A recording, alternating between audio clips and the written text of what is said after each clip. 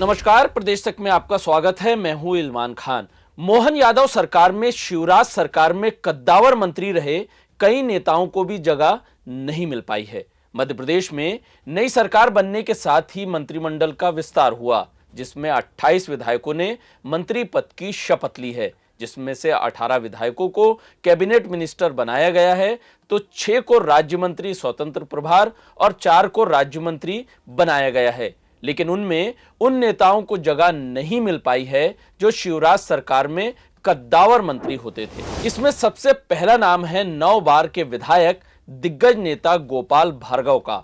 मोहन मंत्रिमंडल में 70 साल से ज्यादा उम्र के विधायकों को कोई भी मंत्री पद नहीं मिला है। गोपाल भार्गव 70 साल के हो चुके हैं। वो सागर की रहेली सीट से चुनाव जीतकर आते हैं। उनकी जगह सागर से सिंधिया खेमे के गोविंद सिंह राजपूत को मौका दिया गया है। बीजेपी ने जातिगत समीकरणों के चलते राजपूत को मौका दिया है। राजपूत के इन होने से गोपाल भार्गव आउट हो गए।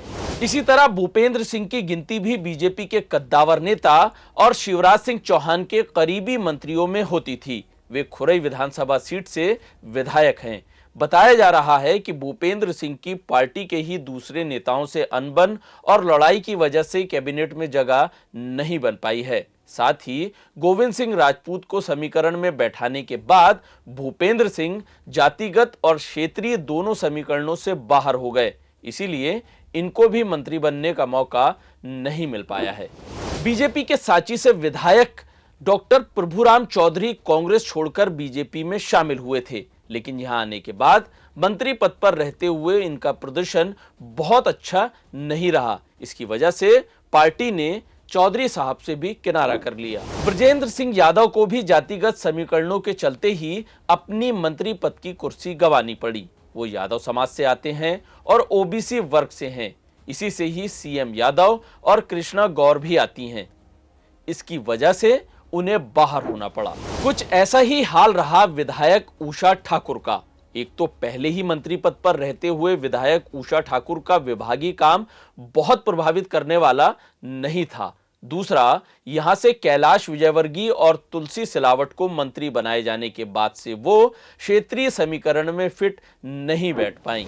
इस मंत्रिमंडल विस्तार से ओम प्रकाश सकलेचा को भी मायूसी ही हाथ लगी है।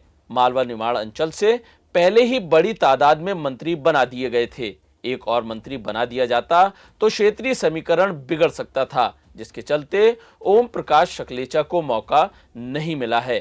पिछली सरकार में एमएसएमई विभाग में मंत्री रहते हुए उनका प्रदर्शन पार्टी की उम्मीदों पर खरा नहीं उतरा था, इसीलिए इस बार उनको पार्टी ने मंत्री के तौर पर नहीं चुना है। पिछली सरकार में प्रदर्शन, उम्र, जातीय और क्षेत्रीय संतुलन के साथ ही 2024 के लोकसभा चुनाव के मद्देनजर मध्य प्रदेश में मंत्रियों को बनाया गया है। खास बात यह है कि इस बार 163 सीटें जीतने की वजह से पार्टी के पास विधायकों की अच्छी खासी संख्या है।